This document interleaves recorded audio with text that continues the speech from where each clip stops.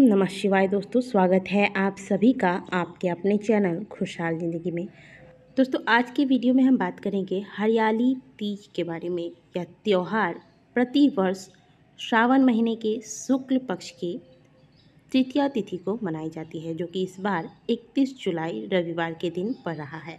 ये पर्व माँ पार्वती और महादेव की पुनर्मिलन की निशानी है।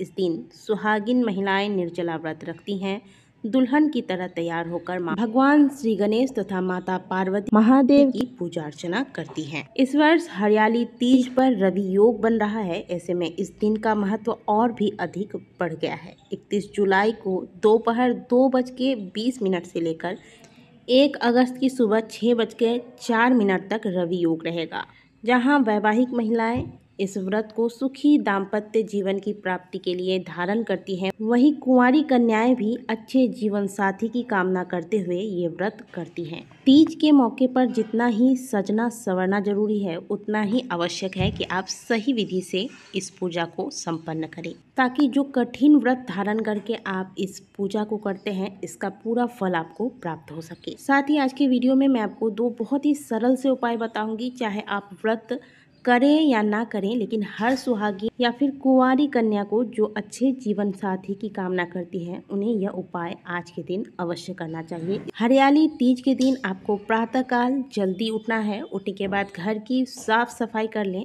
स्नान करने के बाद हरे रंग के वस्त्र धारण करें और भी बहुत सुंदर तरीके से तैयार हो जाए। बिछुआ पहन ले, पायल पहन ले, हाथों में मेहंदी तो आप एक दिन पहले ही लगा लेंगे। हाथों में सुंदर से भर भर कर हरी रंग के चूड़ियां धारण करें, यानी कि जो भी सुहाग की निशानियां हैं, उन सभी को आज के दिन आपको पूरे दिन धारण करके रखना है। इसके बाद आप किसी पवित्र स्थान से पूजा के लिए मिट्टी लेकर आए। इस मिट्टी से आपको भगवान गणेश, माता पार्वती तथा शिव की प्रतिमा बनानी है। मिट्टी आप कहीं बाहर से नहीं ला सकते, तो घर में जो गमले में आप मिट्टी रखते हैं, अगर साफ़ मिट्टी है, अच्छी मिट्टी है, तो आप उसका भी इस्तेमाल कर सकते हैं। इस मिट्टी में थोड़ा सा गंगा जल छिड़क कर इसे पवित्र कर लें। फिर आप इसे गौरी, गणेश और भगवान शिव का एक शिवलिंग बनाकर रखें। जहाँ पर आप पूजा करते हैं, उस स्थान को सुंदर से सजा दें। हरियाली तीज का जो त्यौहार है, वह अलग अलग स्थानों पर अलग अलग तरीके से किया जाता है। तो आपके यहाँ जिन नियमों का पालन किया जाता है, उनका पालन तो अवश्य करें। सबसे पहले आप भगवान गणेश की पूजा करें। विधिवत भगवान गणेश को सिंदूर, दुर्वा, पुष्प, जनेऊ, फल, मिठाई इत्यादि चढ़ाएं। माता पार्वती की पूजा करें। माता पार्वती को सिंदूर लगाएं। पुष्प, नैवेद्य तथा श्रृंगार की वस्तुएं अर्पित करें। पंचामृत से भोलेनाथ का अभिषेक करें। शुद्ध जल से अभिषेक करें। भगवान भोलेनाथ को चंदन, अक्षत, काले तिल, दुर्वा, बिल्वपत्र, भांग, धतूरा, आंकड़े का पुष्प, जो भी महादेव को अर्पित किया जाता है, जो आपको प्राप्त हो जाए, वह सभी अर्पित करें। महादेव को जनेऊ धारण कराएं। महादेव को सफ़ेद रंग के वस्त्र और जनेऊ अवश्य आज के दिन आप अर्पित करें। इसके बाद घर में जितनी भी महिलाएं हरियाली तीज का व्रत कर रही हैं, वह हरियाली तीज का कथा अवश्य श्रवण करें। एक महिला बैठ के कथा का पाठ करें और अन्य महिलाएं इस कथा को श्रद्धापूर्वक सुने। कथा पूरी होने के बाद सबसे पहले गणेश जी, उसके बाद माता पार्वती और फिर अंत में भोलेनाथ की आरती करें। जो भी विवाहिता महिलाएं हैं, आज के दिन अपने सास के लिए भी सुहाग की सामग्रियां रखती है और उन्हें यह चीज़ें प्रेम पूर्वक भेंट करके उनका आशीर्वाद प्राप्त करती हैं।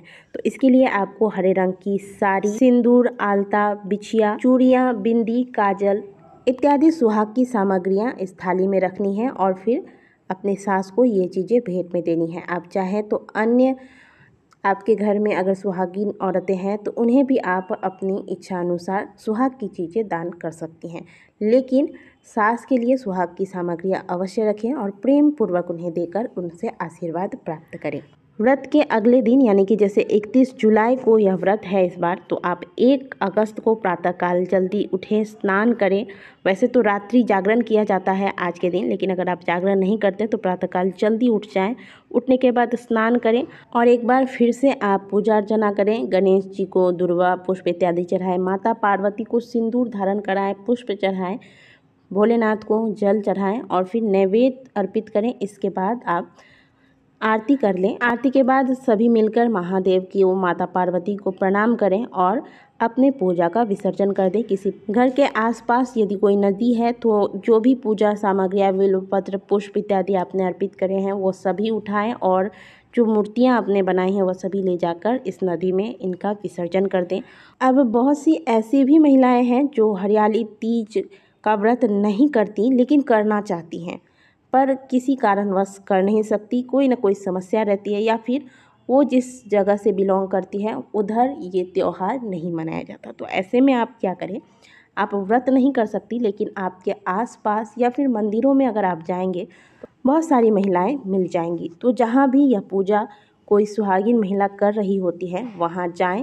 5 प्रकार का पुष्प, 5 प्रकार का फल और यदि संभव हो तो थोड़ी सी सुहाग की सामग्रियाँ जैसे कि बिंदी, सिंदूर, अलता इत्यादि आप रख लें पूजा की थाली में और उस स्थान पर जाएं जहां पर महिलाएं हरियाली तीज का व्रत करती हैं। उस स्थान पर बैठकर आप इन पूजा की सामग्रियों को अर्पित करें तथा कथा का श्रवण करें। और ये सुहाग की जो चीज़ें आप वहां पर लेकर गए हैं, जो आपने अर्पित की है, वो सारी सामग्रियां आप अपने घर के किसी ब्राह्मणी को, जो ब्राह्मण आते हैं उनकी पत्नी को, या फिर आसपास में कोई भी सुहागिन महिला है या फिर अपनी सास को ये चीज़ें भेंट कर दें। यदि आप विवाहित हैं और आपके विवाहित जीवन में कोई समस्या आ रही है या फिर कुंवारी कन्या है, विवाह में विलम्ब हो रहा है, चाहते हैं कि कोई सुयोग्य वर आपको प्राप्त हो, तो ऐसे में आप हरियाली तीज में के दिन सुबह या शाम को महादेव और पार्वती के किसी मंदिर में जाएं और एक बड़ा सा माला लेकर जाएं। आप पुष्पों की माला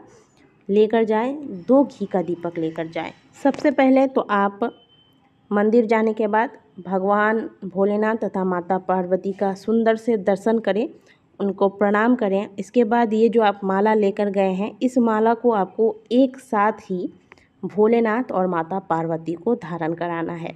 एक ही माला आपको भगवान भोलेनाथ और माता पार्वती के गले में एक साथ डालनी है। घी का दीपक जो आप मंदिर लेकर गए हैं, इस दीपक को माता पार्वती तथा भोलेनाथ के समक्ष प्रज्वलित करें। वहां बैठकर आप 11 माला नमः शिवाय का जाप करें। जाप करने के लिए रुद्राक्ष की माला का आप इस्तेमाल करें। अगर माला नहीं है तो आप कम से कम 10 मिनट 15 मिनट एकदम ध्यान मग्न होकर नमः शिवाय मंत्र का जाप करें और आपकी जो कामना है वह अंत में महादेव माता पार्वती से बोलकर उन्हें प्रणाम करके अपनी समस्याओं के निवारण के लिए उसे प्रार्थना करके वापस घर को आ जाए। आज के दिन जागरण का बहुत महत्व होता है। व्रत का पूरा फल आपको प्राप्त होता है यदि आप आज के दिन जागरण करते हैं, लेकिन क्योंकि कठिन व्रत है तीज का, दिन भर निर्जल व्रत रखने के बाद रात को हो सकता है कि बहुत से लोग रात्रि जागरण ना कर पाएँ। तो ऐसे में आपको क्या करना है, ऐसे में जो आपके रात्रि के सोने का समय होता है, मान लीजिए जैसे आप रात को 11 बजे सोते हैं, तो आज के दिन आप 1 घंटा लेट सोएं, यानी कि 11 बजे की जगह में आप 12 बजे सोएं और बीच में जो 1 घंटा आप एक्स्ट्रा जागते हैं, इस 1 घंटे में आपको इधर उधर की चीज़ें नहीं करनी है, बातें नहीं करनी है, ध्यान नहीं करना है, केवल महादेव माता पार्वती का चिंतन करना है, महादेव के मंत्रों का जाप करना है, नमः शिवाय मंत्र का जाप करते रहें। अब हम आपको ये भी नहीं करते हैं कि आप अपने घर में जाकर पूजा स्थान पर बैठ के जाप करें। आप अपने बिस्तर पर भी बैठे बैठे या फिर लेटे लेटे इस मंत्र का जाप करते रहें और फिर जाप करते करते जब आपको निंद्रा आने लगे तो आप सो जाएं। इसके बाद आप जब जागेंगे प्रातःकाल तो जागते ही सबसे पहले आप नमः शिवाय का जाप करें। इसके बाद महादेव माता पार्वती को प्रणाम करें। इस प्रकार से आपको रात्रि जागरण का फल प्राप्त होता है। तो दोस्तों, ये थी हरियाली तीज की पूजा विधि और अगर आप व्रत नहीं करते तो आप क्या करना चाहिए आपको, ये मैंने आज के वीडियो में आपको बताया। दी गई जानकारी अगर अच्छी लगी है तो वीडियो को लाइक ज़रूर कीजिएगा। कमेंट बॉक्स में हर हर महादेव अवश्य लिखिएगा।